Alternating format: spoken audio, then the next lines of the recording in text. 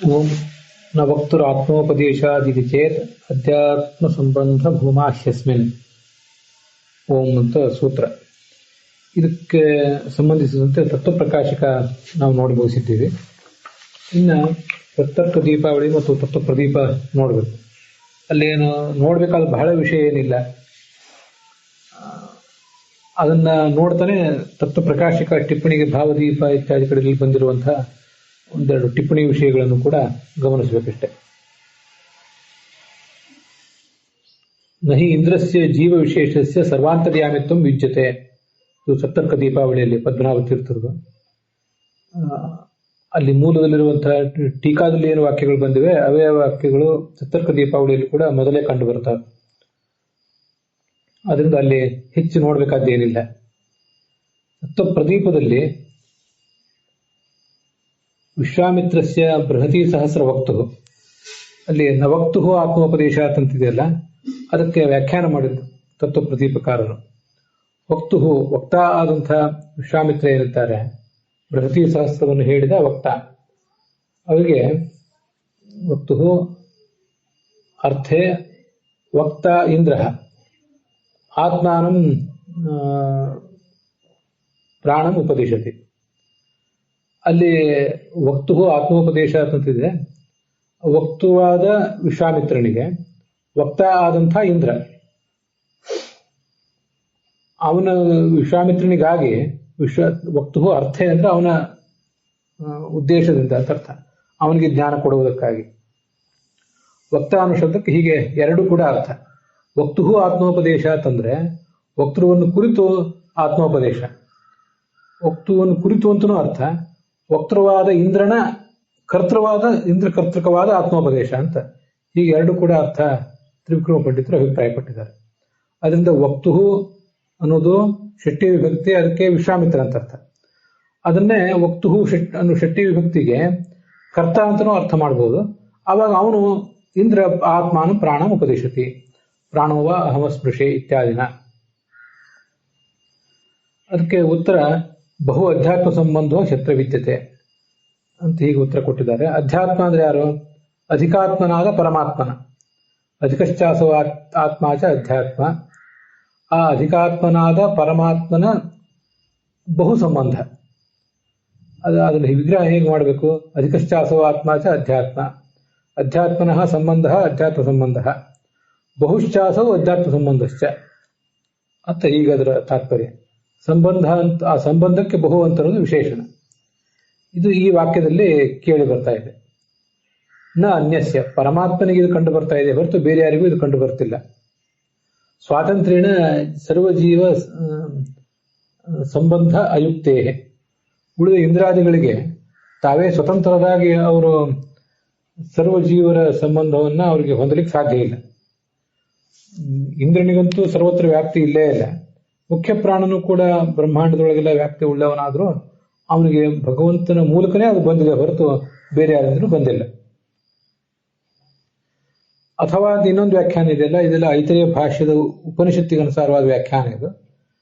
ಅಲ್ಲಿ ನ ಅತ್ರ ಇಂದ್ರ ಪ್ರತಿಪಾದ್ಯ, ಇಲ್ಲಿ ಇಂದ್ರನನ್ನು ಪ್ರತಿಪಾದನೆ ಮಾಡ್ತಾನೇ ಇಲ್ಲ, ಪರಮಾತ್ಮನ ಸಂಬಂಧವನ್ನ ಈ ಇಂದ್ರನಲ್ಲಿ ಹೇಳ್ತಾ ಇದ್ದಾರೆ ಅಷ್ಟೆ ಅಂತ ಈಗ ಮತ್ತೊಂದು ರೀತಿಯಾದ ಅರ್ಥನ ಕೂಡ ಅವರು ತೋರಿಸಿದ್ದಾರೆ. ತ್ರಿವಿಕ್ರಮ ಪಂಡಿತರ ಮಾತಿನಲ್ಲಿ ಹೀಗರ್ಥ. ಸೂತ್ರದಲ್ಲಿ ಅಧಿಕಶ್ಚಾಸವ ಆತ್ಮಾಚ ಅಧ್ಯಾತ್ಮ, ಅಧ್ಯಾತ್ಮನಃ ಸಂಬಂಧ ಅಧ್ಯಾತ್ಮ ಸಂಬಂಧ, ಸಂಬಂಧಸ್ಯ ಭೂಮಾ, ಭೂಮಾ ಅಂದ್ರೆ ಬಾಹುಲ್ಯಂ ಅಂತ ಅದರ ಅರ್ಥ. ಹೀಗೆ ನಾವು ಸತ್ತರ್ಕ ದೀಪಾವಳಿ ಮತ್ತು ತತ್ವ ಪ್ರದೀಪ ನೋಡಿದ್ದೀವಿ. ತತ್ವ ಪ್ರಕಾಶಿಕಾದಲ್ಲಿ ಪೂರ್ವ ಪಕ್ಷವನ್ನು ಹೇಳುವಂತಹ ಪ್ಯಾರಾಗ್ರಾಫ್ ಏನಿದೆ, ನಚ ಅಸ್ಯ ಉಪದೇಶಸ್ಯ ಸಾವಕಾಶತ್ವಂ ಚಾಸ್ತಿ ಅಂತ ಮೊದಲನೇ ಪ್ಯಾರಾಗ್ರಾಫ್ನಲ್ಲಿ ಪೂರ್ವ ಪಕ್ಷವನ್ನು ಹೇಳುವ ಭಾಗದಲ್ಲಿ ಒಂದು ವಾಕ್ಯ, ಈ ಇಂದ್ರೋಬೈ ವೃತ್ರಂ ಹತ್ವ, ಇಂದ್ರ ವೃತ್ರಾಸುರನನ್ನು ಕೊಂದು ಬ್ರಹ್ಮಹತ್ಯೆಯನ್ನು ಅಂಟಿಸಿಕೊಂಡು ಅದರ ಪರಿಹಾರಕ್ಕಾಗಿ ಮಹಾವ್ರತ ಯಜ್ಞ ಮಾಡಿದ ಅಂತೇನು ಉಪನಿಷತ್ನಲ್ಲಿದೆ. ಆ ಇಂದ್ರ ಇಲ್ಲಿ ಮಹಾವ್ರತ ಯಜ್ಞದಲ್ಲಿ ಯಜಮಾನನಾಗಿದ್ದಾನೆ, ಯಜಮಾನತ್ವೇನ ಪ್ರಕೃತತ್ವ ಅಂತಿಷ್ಟು ಬಂತು. ಇಲ್ಲಿ ಪ್ರಾಣೋವಾ ಅಹಮಸ್ಪೃಶೆ ಅಂತ ಇಂದ್ರ ಏನು ಹೇಳ್ತಿದ್ದಾನಲ್ಲ, ಅಲ್ಲಿ ಇಂದ್ರ ಶಬ್ದವನ್ನ ನಾವು ವಿಷ್ಣುವಿನಲ್ಲಿ ಸಾವಕಾಶ ಅಂತ ಹೇಳಲಿಕ್ಕೆ ಬರೋದಿಲ್ಲ. ಇಂದ್ರ ಶಬ್ದವಾಚನ ಅದನ್ನು ವಿಷ್ಣು ಅಂತ ಹೇಳಲಿಕ್ಕೆ ಬರೋದಿಲ್ಲ. ಯಾಕೆಂದ್ರೆ ಅವನು ವಿಷ್ಣು ವೃತ್ರಹತ್ಯೆ ಮಾಡಲಿಲ್ಲ, ಅವನಿಗೆ ಮತ್ತೆ ಬ್ರಹ್ಮಹತ್ಯೆಯೂ ಬರಲಿಲ್ಲ, ಮಹಾವೃತ ಯಜ್ಞವನ್ನು ಅವನು ಮಾಡಲಿಲ್ಲ. ಆದ್ರಿಂದ ಈ ಉಪದೇಶ ಇದು ಸಾವಕಾಶ ಅಂತ ಹೇಳಲಿಕ್ಕೆ ಬರೋದಿಲ್ಲ ಅಂತಿದೆ. ಅದಕ್ಕೆ ಒಂದಿಷ್ಟು ವಿವರಣೆ ಕೊಟ್ಟಿದ್ದಾರೆ ಭಾವದೀಪದಲ್ಲಿ. ಸಾವಕಾಶತ್ವಂ ಹಿ, ಸಾವಕಾಶತ್ವಂ ವಾ ಅಂತಿದೆ. ಸಾವಕಾಶತ್ವಂ ವಾ ಅಂತಿರೋದನ್ನ ಗಮನಿಸಿದ್ರೆ ಸಾವಕಾಶತ್ವಂ ಚ ಅಂತ ಕೆಲವು ಕಡೆ ಪಾಠ ಇದೆ, ಕೆಲವು ಕಡೆ ಸಾವಕಾಶತ್ವಂ ವಾ ಅಂತಿದೆ. ಅದೇನೇ ಇರಲಿ, ಸಾವಕಾಶತ್ವ ಹೇಗೆ ಅಂದ್ರೆ ಎರಡು ರೀತಿಯಿಂದ ಬರ್ಲಿಕ್ಕೆ ಸಾಧ್ಯ. ಆ ಎರಡು ರೀತಿ ಹೇಗೆ ಅಂತ ಅನ್ನೋದನ್ನ ತೋರಿಸ್ತಾ ಇದ್ದಾರೆ. ಈ ವಿರೋಚನಂ ಪ್ರತಿ ವಿರಿಂಚೇನ ಇವ, ಈ ವಿರೋಚನ ಮತ್ತೆ ಇಂದ್ರ ಹಿಂದೊಂದ್ಸರಿ ಚತುರ್ಮುಖ ಬ್ರಹ್ಮನ ಬಳಿಗೆ ಹೋಗಿದ್ರು ತತ್ವವನ್ನು ತಿಳಿಯಬೇಕು ಎಂಬ ದೃಷ್ಟಿಯಿಂದ. ಆವಾಗ ಅದ್ವೈತದ ಭಾವನೆ ಬರುವಂತೆ ವಿರಿಂಚ ಚತುರ್ಮುಖ ಬ್ರಹ್ಮ ವಿರೋಚನನಿಗೆ ಉಪದೇಶ ಮಾಡಿದ್ದ. ಅದ್ಯಾಕೆ ಆತನ ಮಾಡ್ತಾನವನು ಅಂತಂದ್ರೆ, ಈ ವಂಚನಾರ್ಥವಾಗಿ ವಿರೋಚನನಿಗೆ ಆ ತತ್ವ ತಿಳಿಬಾರದು, ಇಂದ್ರನಿಗೆ ಮಾತ್ರ ತಿಳಿಬೇಕು. ಇಂದ್ರ ಅದನ್ನ ಚೆನ್ನಾಗಿ ಜಿಜ್ಞಾಸೆ ಮಾಡಿ ತಿಳ್ಕೊತಾನೆ, ಏನ್ ಹೇಳ್ತಾ ಇದ್ದೀನಿ ನೀನು ಅಂತ ಅನ್ನೋದನ್ನು ತಿಳ್ಕೊತಾನೆ. ಹೀಗೆ ಅವನ ತಾತ್ಪರ್ಯ ಇರ್ತದೆ. ಆದ್ರಿಂದ ಅಲ್ಲಿ ವಂಚನಾರ್ಥವಾಗಿ ಹೇಳಿದ್ದದು. ಇಂದ್ರನನ್ನ ವಿರೋಚನನನ್ನು ವಂಚಿಸಬೇಕು ಎಂಬ ದೃಷ್ಟಿಯಿಂದ ವಿರಿಂಚ ಹೇಳಿದಂಥ ಮಾತು. ಆ ಥರ ಆಗಿರುವ ಸಾಧ್ಯತೆ ಇದೆ. ಇದು ಒಂದು ವಂಚನಾರ್ಥ ಮುಕ್ತತ್ವೇನವಾ, ಸಾವಕಾಶತ್ವಂ ಹಿ ವಂಚನಾರ್ಥತ್ವ ಮುಕ್ತತ್ವೇನವಾ ವಾಸ್ತವತ್ವೇಪಿ ಅಂತರ್ಯಾಮಪೇಕ್ಷೆಯಾವಾ ಯುಜ್ಯತೆ. ಯುಜ್ಯತೆ ಕ್ರಿಯಾಪದ ಇಟ್ಕೋಬೇಕು. ಸಾವಕಾಶತ್ವ ಬರುವುದಾದರೆ ಒಂದಾ ವಂಚನ ದೃಷ್ಟಿಯಿಂದ ಅಥವಾ ವಾಸ್ತವಿಕ ಆದರೂ ಕೂಡ ಅಂತರ್ಯಾಮಿ ದೃಷ್ಟಿಯಿಂದ. ಅಲ್ಲಿ ವಂಚನೆ ದೃಷ್ಟಿಯಿಂದ ಆದ್ರೆ ಹೇಗೆ ಅಂದ್ರೆ, ಚತುರ್ಮುಖ ಬ್ರಹ್ಮ ಹೇಗೆ ವಿರೋಚನನನ್ನು ವಂಚಿಸಿದನೋ ಆ ಥರ ಇಲ್ಲಿಯೂ ಕೂಡ ಇಂದ್ರ ವಿಶ್ವಾಮಿತ್ರನನ್ನು ವಂಚಿಸಿದ. ಇಂದ್ರಿಯಣ ವಿಶ್ವಾಮಿತ್ರನ ಪ್ರತಿ ಪ್ರಾಣವ ಅಹಮಸ್ಮೀತಿ ವಂಚನಾರ್ಥ ಮುಕ್ತತ್ವೇನ. ವಿಶ್ವಾಮಿತ್ರನಿಗೆ ಮೋಸ ಮಾಡಬೇಕು ಅಂತ ಇಂದ್ರ ಹೇಳಿರುವ ಸಾಧ್ಯತೆ ಒಂದು. ಇನ್ನೊಂದು, ಅದು ವಾಸ್ತವಿಕವೇ ಆಗಿದ್ರೂ ಕೂಡ ವಂಚನಾರ್ಥಕವಾಗಿ ಹೇಳಿದ್ದಲ್ಲ, ತತ್ವವನ್ನೇ ಹೇಳಿದ್ದು. ಆದರೆ ಅಂತರ್ಯಾಮಿ ಅಪೇಕ್ಷೆಯ, ಅಂತರ್ಯಾಮಿಯಾದ ಭಗವಂತನನ್ನು ಇಟ್ಕೊಂಡು ಹೇಳಿದ್ದು ಅಂತ ಇನ್ನೊಂದು ರೀತಿಯಿಂದ ಆಗ್ಬೋದು. ಹಾಗೆ ಇದು ಸಾವಕಾಶತ್ವ ಬರಲಿಕ್ಕೆ ಇವೆರಡು ಕಾರಣಗಳು. ಇಲ್ಲಿ ಯಾವ ದೃಷ್ಟಿಯಿಂದ ನೀವು ಸಾವಕಾಶತ್ವವನ್ನು ಹೇಳ್ತೀರಿ ನೀವು ತತ್ವವಾದಿಗಳು ಅಂತ ಅವರು ಪೂರ್ವ ಪಕ್ಷದವರು ಪ್ರಶ್ನೆ ಮಾಡ್ತಾರೆ. ಅದು ಹೇಗೆ, ನೀವು ಹೇಗೆ ಹೇಳೋ ಸಾಧ್ಯತೆ ಇದೆ ಅಂದ್ರೆ, ನಾದ್ಯ ಮೊದಲನೇ ಸರಿಯಲ್ಲ, ವಂಚನಾರ್ಥವಾಗಿ ಹೇಳಿದ್ ಸರಿಯಲ್ಲ. ಯಾಕೆಂದ್ರೆ ವಕ್ತು ಇತ್ಯುಕ್ತೇ ವಿಶಿಷ್ಟ ಶಸ್ತ್ರ ಸಂಸ್ಥಿತು ವಿಶ್ವಾಮಿತ್ರಸ್ಯ ನೈಂದ್ರ ಅನ್ಯಥಾ ಉಪದೇಶ ಅರ್ಹತಿ ಇತಿ ಸುಧೋಕ್ತ್ಯ. ಈಗ ವಕ್ತ ಅಂತಿದೆ ಅಲ್ಲಿ, ವಿಶ್ವಾಮಿತ್ರ ಬೃಹತಿ ಸಹಸ್ರವನ್ನು ಹೇಳಿದ್ದಾನೆ. ಬೃಹತಿ ಸಹಸ್ರವನ್ನು ಹೇಳಿ ಇಂದ್ರನನ್ನು ಸಂತೃಪ್ತನನ್ನಾಗಿ ಮಾಡಿದ. ಹಾಗಿರುವಾಗ ವಿಶಿಷ್ಟವಾದ ಮಂತ್ರಗಳನ್ನ ಅವನು ವರ್ಣನೆ ಮಾಡಿದಾನೆ. ಅಂತ ಹಾಗೆ ಮಾಡಿದಂತಹ ಇಂದ್ರ ವಿಶ್ವಾಮಿತ್ರನಿಗೆ ಇಂದ್ರ ಬೇರೆ ರೀತಿಯಾಗಿ ಉಪದೇಶ ಮಾಡ್ಲಿಕ್ಕೆ ಸಾಧ್ಯನಾ? ಅದೆಲ್ಲೂ ಸಾಧ್ಯ ಇಲ್ಲ. ಸುಧಾದಲ್ಲೂ ಕೂಡ ಇದೇ ಅಧಿಕರಣದಲ್ಲಿ ಆ ಮಾತು ಬಂದಿದೆ. ಆದ್ರಿಂದ ಬೃಹತಿ ಸಹಸ್ರವನ್ನು ಹೇಳಿದ ವಿಶ್ವಾಮಿತ್ರನಿಗೆ ಇಂದ್ರ ವಂಚನೆ ಮಾಡ್ಲಿಕ್ಕೆ ಸಾಧ್ಯ ಇಲ್ಲ. ವಂಚನಕರಣ ಅಯೋಗಾತ್. ಕೇಳಿ ಸಂಪ್ರೀತನಾಗಿದ್ದಾನೆ, ಅದು ಕೇಳಿ ಮತ್ತು ಅನ್ಯಥಾ ಉಪದೇಶ ಯಾಕೆ ಮಾಡ್ತಾನೆ? ಇನ್ನು ಅಂತರ್ಯಾಮಿ ಉಪದೇಶ ಅಂತನೂ ಹೇಳಲಿಕ್ಕೆ ಬರೋದಿಲ್ಲ, ಅದು ಎರಡನೇದ್ದು, ಅದನ್ನು ಹೇಳಲಿಕ್ಕೆ ಬರೋದಿಲ್ಲ. ಆ ಥರ ಹೇಳಿಬಿಟ್ರೆ ಲಕ್ಷಣ ಮಾಡಿದಂತೆ ಆಗ್ತದೆ. ನೀವು ಆ ಶಬ್ದಕ್ಕೆ ಈ ಅಹಂ ಪ್ರಾಣ ಇತ್ಯಾದಿ ಶಬ್ದಗಳಿಗೆ ಲಕ್ಷಣ ಮಾಡಿದಂತೆ ಆಗ್ತದೆ. ಅಹಂ ಮತ್ತು ಇತ್ಯಾದಿ ಶಬ್ದಗಳಿಗೆ ಲಕ್ಷಣ ಹೇಗೆ ಅಂದ್ರೆ, ನಾನು ಅನ್ನೋ ಶಬ್ದಕ್ಕೆ ನನ್ನೊಳಗಿರುವವನು ಅಂತ ಅರ್ಥ. ತ್ವಂ ಅಂದ್ರೆ ನೀನು ಅಲ್ಲ, ನಿನ್ನೊಳಗಿರುವವನು ಅಂತ ಅರ್ಥ. ಸರ್ವಾಣಿ ಭೂತಾನಿ ಅಂದ್ರೆ ಎಲ್ಲಾ ಭೂತಗಳ ಒಳಗಿರುವವನು ಅಂತ ಅರ್ಥ. ಹೀಗೆ ಲಕ್ಷಣ ಮಾಡಬೇಕಾದ ಪ್ರಸಂಗ ಬರ್ತದೆ. ನಚ ಮುಖ್ಯ ಸತಿ ಸಾಯುಕ್ತ. ಲಕ್ಷಣ ಯಾಕೆ ಮಾಡಬೇಕು? ಅದು ಸರಿಯಾದಲ್ಲ. ಮುಖ್ಯಾರ್ಥ ಯಾವುದು? ಮುಖ್ಯಾರ್ಥವನ್ನು ಸ್ವೀಕಾರ ಮಾಡಬೇಕು ಯಾವತ್ತೂ ಕೂಡ. ಲಕ್ಷಣವನ್ನು ಸ್ವೀಕಾರ ಮಾಡಿದರೆ ಅಮುಖ್ಯಾರ್ಥ ಸ್ವೀಕಾರ ಮಾಡಿದಂತ ಆಗ್ತದೆ. ಅದು ಅನಿವಾರ್ಯ ಇದ್ದಾಗ ಮಾಡಬೇಕು. ಇಲ್ಲಿ ಏನಂತ ಅನಿವಾರ್ಯ ಇದೆ ನಿಮಗೆ? ಅದು ಎಲ್ಲಿ ಅನಿವಾರ್ಯ ಇದ್ದದ್ದು ಎಲ್ಲಿ ಹೇಗೆ ಅಂದ್ರೆ ಅದನ್ನೊಂದು ದೃಷ್ಟಾಂತ ತೋರಿಸ್ತಾರೆ. ಈಗ ಮಂಚಾಹ ಕ್ರೋಶಂತಿ ಅಂತ ಕೆಲವು ಕಡೆ ವಾಕ್ಯ ಪ್ರಯೋಗ ಮಾಡ್ತಾರೆ. ಮಂಚಗಳು ಶಬ್ದ ಮಾಡ್ತಾ ಇವೆ ಅಂತ. ಶಬ್ದ ಮಾಡುವುದು ಅಂದ್ರೆ ಏನೋ ಕಿರುಗುಟ್ಟುವುದು, ಧ್ವನಿ ಮಾಡುವುದು ಅಷ್ಟೇ ಅಲ್ಲ. ಕ್ರೋಶಂತಿ ಅಂದ್ರೆ ಗಲಾಟೆ ಮಾಡ್ತೇವೆ ಅಂತ ಅರ್ಥ, ದೊಡ್ಡ ಕೋಲಾಹಲ ಮಾಡ್ತಾ ಇವೆ ಅಂತ ಅರ್ಥ. ಮಂಚಗಳು ಕೋಲಾಹಲ ಮಾಡೋದು ಹೇಗೆ? ಮಂಚ ಕೋಲಾಹಲ ಮಾಡ್ಲಿಕ್ಕೆ ಸಾಧ್ಯ ಇಲ್ಲ. ಅದಕ್ಕಾಗಿ ಮಂಚ ಅಂದ್ರೆ ಮಂಚಸ್ಥನಾದ ವ್ಯಕ್ತಿ ಅಂತ ಅರ್ಥ ಮಾಡ್ತಾರೆ. ಅಂತೂ ಮಂಚ ಎಂಬ ಶಬ್ದಕ್ಕೆ ಮುಖ್ಯವಾದ ಅರ್ಥ ಏನು ಕಾಟ್ ಅಂತಿದೆ, ಅದನ್ನ ಬಿಟ್ಟು ಅಮುಖ್ಯವಾದ ಅರ್ಥ ಮಂಚಸ್ಥ ಪುರುಷರು ಅನ್ನೋ ದೃಷ್ಟಿಯಿಂದ ಲಕ್ಷಣ ಮಾಡ್ತಿರ್ತಾರೆ. ಹಾಗೆ ಇಲ್ಲೂ ಕೂಡ ನೀವು ಲಕ್ಷಣ ಮಾಡಿದಂತಾಯ್ತು ವೇದಕ್ಕೆ. ಆ ಥರ ಮುಖ್ಯಾರ್ಥವನ್ನು ಬಿಟ್ಟು ಅಮುಖ್ಯಾರ್ಥ ಮಾಡೋದು ಯೋಗ್ಯ ಅಲ್ಲ. ಆದ್ರಿಂದ ಪ್ರಾಣ ವಿಷ್ಣು ಅಲ್ಲ, ಹೊರತು ಇಂದ್ರನೇ ಅಂತ ತಾತ್ಪರ್ಯ.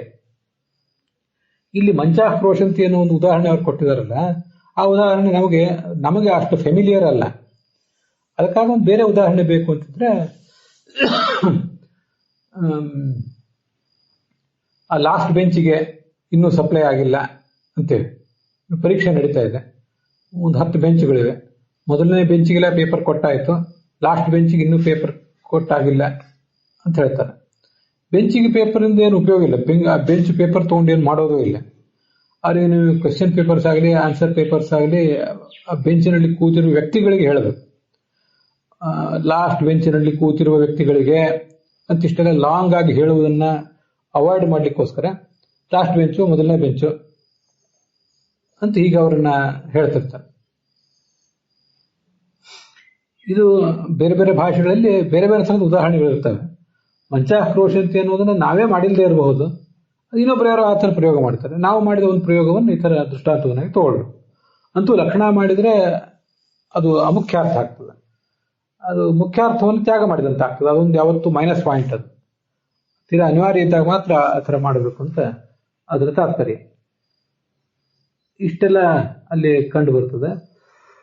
ಅದಕ್ಕೆ ಉತ್ತರ ಕೊಟ್ಟಿದ್ದಾರೆ. ಹಿಂದೆ ಹೇಳಿದಂಥ ಪ್ರಬಲವಾದ ಲಿಂಗಗಳನ್ನು ಇಟ್ಕೊಂಡು ಇಲ್ಲಿ ಅದಕ್ಕೆಲ್ಲದಕ್ಕೂ ಒಳಗಿರುವ ಭಗವಂತನೇ ಪ್ರಾಣ ಶಬ್ದ ವಾಚ್ಯ ಅಂತ ಅರ್ಥ ಮಾಡಬೇಕು ಅಂತ ಉತ್ತರ ಕೊಟ್ಟಿದ್ದಾರೆ. ಉತ್ತರ ನೋಡಿದೆ.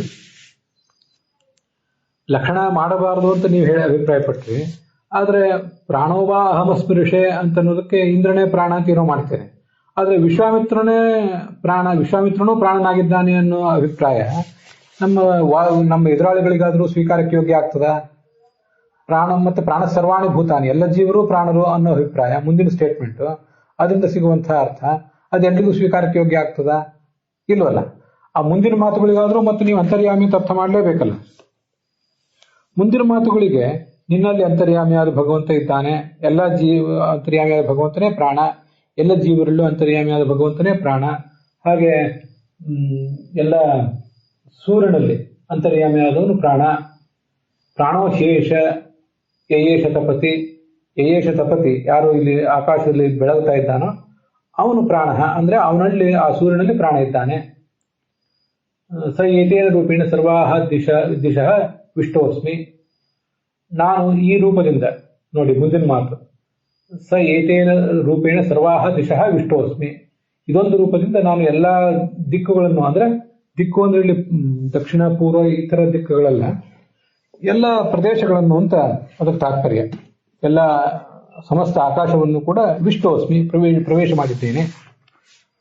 ಇದು ನೋಡಿ, ಏತೇನ ರೂಪೇಣ ಪ್ರಾಣ ಎಂಬ ರೂಪದಿಂದ, ಪರಮಾನಂದ ಸ್ವರೂಪ ಮತ್ತು ಎಲ್ಲರಿಗೂ ಚಟುವಟಿಕೆ ಮಾಡಿಸುವವನು, ಈ ಒಂದು ರೂಪದಿಂದ ನಾನು ಸರ್ವಾಹ ದಿಶಃ ಸಮಸ್ತ ಆಕಾಶವನ್ನು ಕೂಡ ವಿಷ್ಟೋಸ್ಮಿ, ಇವೆಲ್ಲ ಉಪನಿಷದ್ ವಾಕ್ಯ, ಪ್ರವೇಶ ಮಾಡಿದ್ದೇನೆ. ಮುಂದೆ ತಸ್ಯಮೇ ಅನ್ನಂ ಮಿತ್ರಂ ದಕ್ಷಿಣಂ, ಇದು ಬಹಳ ಪ್ರಬಲವಾದ ಯುಕ್ತಿ. ಈಗ ನನಗೆ ಮಿತ್ರವಾದದ್ದು ಯಾವುದು? ಅನ್ನ, ಅದು ದಕ್ಷಿಣ ಅಂತಿದೆ.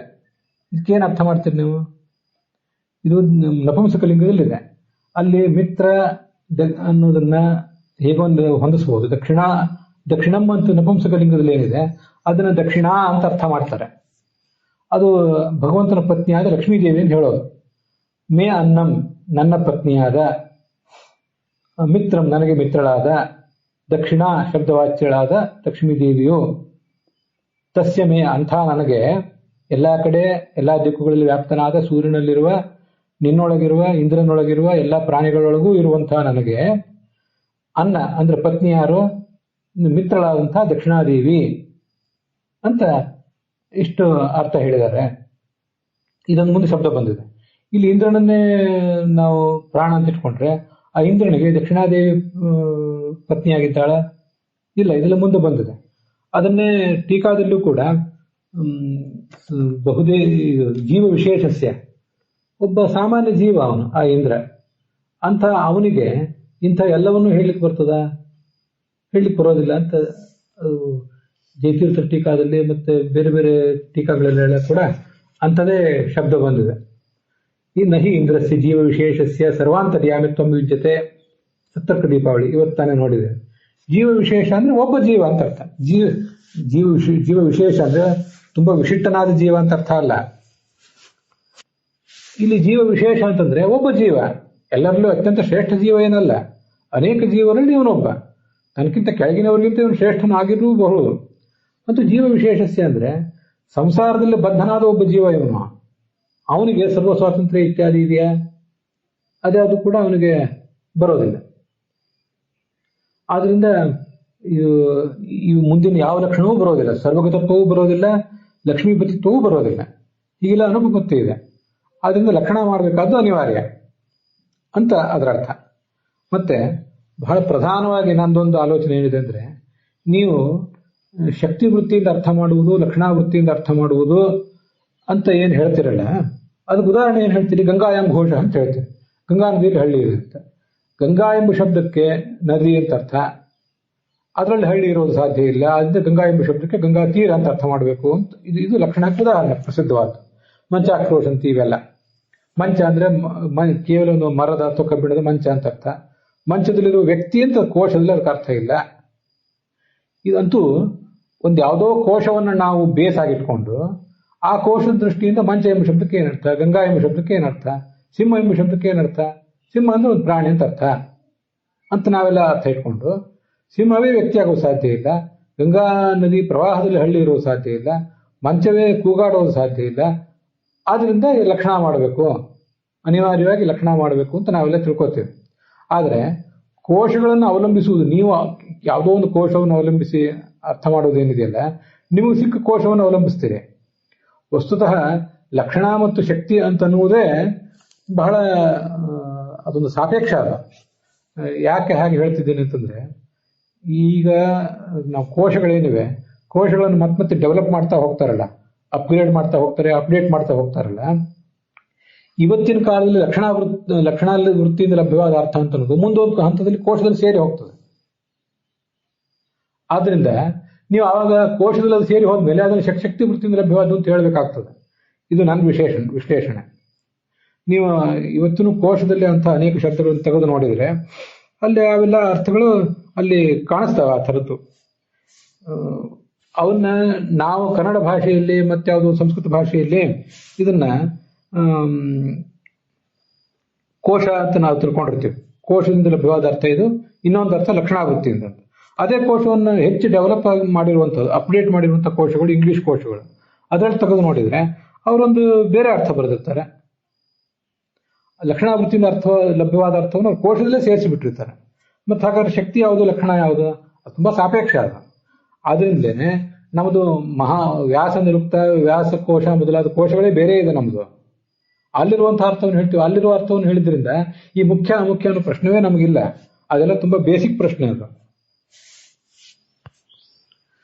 ಹಾಗಾಗಿ ಲಕ್ಷಣ ಅಂತ ಅನ್ನೋದು ಯಾವ ಭಾಗದಲ್ಲಿಯೂ, ಯಾವ ಕಾಲದಲ್ಲಿಯೂ, ಯಾವ ದೇಶದಲ್ಲಿಯೂ, ನಮ್ಮ ಡೆವಲಪ್ಮೆಂಟಿನ ಯಾವ ಹಂತದಲ್ಲಿಯೂ ಕೂಡ ಅನುಪಯುಕ್ತ ಅಂತ ನಾನು ಹೇಳ್ತಿಲ್ಲ. ಅದನ್ನೆಲ್ಲ ಎಲ್ಲಿ ಲಕ್ಷಣ ಬೇಕು, ಎಲ್ಲಿ ಶಕ್ತಿ ಬೇಕು ಅಂತ ಅನ್ನೋದನ್ನ ವ್ಯಾಸ ನಿರುಕ್ತ, ವ್ಯಾಸಕೋಶ, ಮಹಾವ್ಯಾಕರಣ ಇತ್ಯಾದಿಗಳ ಮೂಲಕ ತೀರ್ಮಾನ ಮಾಡಬೇಕಾಗ್ತದೆ. ಅದರಿಂದ ನಾನು ಹೇಳ್ತಿರೋದು ಸತ್ಯದ ಒಂದು ಭಾಗ ಮಾತ್ರ. ನಾನು ಹೇಳ್ತಿರೋದು ಪೂರ್ಣ ಸತ್ಯ ಇದೇ ಫೈನಲ್ ಅಂತ ಹೇಳ್ತಿಲ್ಲ ನಾನು. ಹೀಗಾಗ್ತದೆ ಅಂತ ಹೇಳಿದೆ.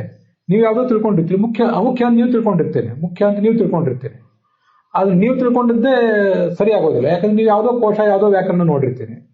ಮಹಾವ್ಯಾಕರಣ ಇತ್ಯಾದಿಗಳಿಗೆ ಅನುಸಾರವಾಗಿ ಅರ್ಥನೇ ಬೇರೆ ಆಗಿಬಿಡ್ತದೆ. ಮತ್ತೆ ಈಗ ಅದನ್ನೇ ಹೇಳಿದಲ್ಲ, ತತ್ವಮಸಿ ಇತ್ಯಾದಿ ಶಬ್ದಗಳಿಗೆ ತ್ವಮ್ ಅಂದ್ರೆ ನೀನು ಅಂತ ಅರ್ಥ. ನೀನು ಅಂತ ಅರ್ಥ ಇಟ್ಕೊಂಡಾಗ ನೀನೇ ಬ್ರಹ್ಮ ಅಂತ ಅರ್ಥ ಹೇಳಿದ್ರೆ ಅದು ಅಲ್ಲಿ ಮುಖ್ಯಾರ್ಥ ಕೊಡೋದಿಲ್ಲ. ಅದನ್ನ ನಿನ್ನೊಳಗೆ ಬ್ರಹ್ಮ ಅಂತ ಅರ್ಥ ಮಾಡ್ಬೇಕಾಗ್ತದೆ. ಇನ್ನು ತ್ವಮ್ ಅನ್ನೋ ಶಬ್ದಕ್ಕೆ ಅರ್ಥನೇ ನಾವು ಪ್ರಕಾಶಮಾನನಾದ ಪರಮಾತ್ಮ ಅಂತ ಅರ್ಥ ಮಾಡಿಬಿಟ್ರೆ, ತತ್ವಂ ಅಸಿ ಅಂದ್ರೆ ಪ್ರಕಾಶಮಾನನಾದ ಭಗವಂತನು ತತ್ ಆಗಿದ್ದಾನೆ. ತತ್ ಅಂದ್ರೆ ವ್ಯಾಪ್ತನಾದ, ತ್ವಂ ಪ್ರಕಾಶಮಾನನಾದ ಭಗವಂತನು ಅಸಿ ಸರ್ವತ್ರ ಇದ್ದಾನೆ. ಅಸಿ ಅನ್ನೋದು ಮಧ್ಯಮ ಪುರುಷ ಏಕವಚನವೇ ಅಲ್ಲ, ಅದು ಸರ್ವತ್ರ ಇದ್ದಾನೆ ಅಂತ ಅದು ಇನ್ನೊಂದು ಅರ್ಥ. ಹೀಗೆಲ್ಲ ಅರ್ಥವನ್ನು ಮಾಡಿ ತೋರಿಸಿದ್ದಾರೆ ಆಚಾರ್ಯ. ಗೀತಾ ಪ್ರಸ್ಥಾನ, ಸುಧಾ ಎಲ್ಲ ಮಾಡಿ ತೋರಿಸಿದ್ದಾರೆ. ಆದ್ರಿಂದ ಲಕ್ಷಣನೂ ಇರ್ತದೆ, ಯಾವ ಕಾಲಕ್ಕೂ ಇರ್ತದೆ, ಲಕ್ಷಣ ಏನು ಹೋಗೋದಿಲ್ಲ. ಆದರೆ ಲಕ್ಷಣದ ಅವಶ್ಯಕತೆ ಅಂತನ್ನೋದು ಅದು ಯಾವುದೋ ಒಂದು ಹಂತದಲ್ಲಿ ಬೇಕಾಗ್ತದೆ. ಆದ್ರಿಂದ ನಾನು ಹೇಳ್ತಿರೋದು ಒಂದು ಆಂಶಿಕ ಸತ್ಯ ಅಂತ ಇಷ್ಟು ನನ್ನ ಅಭಿಪ್ರಾಯ. ಅಲ್ಲಿಗೆ ಈ ಭಾಗ ಸಮಾಪ್ತ ಆಗಿದೆ.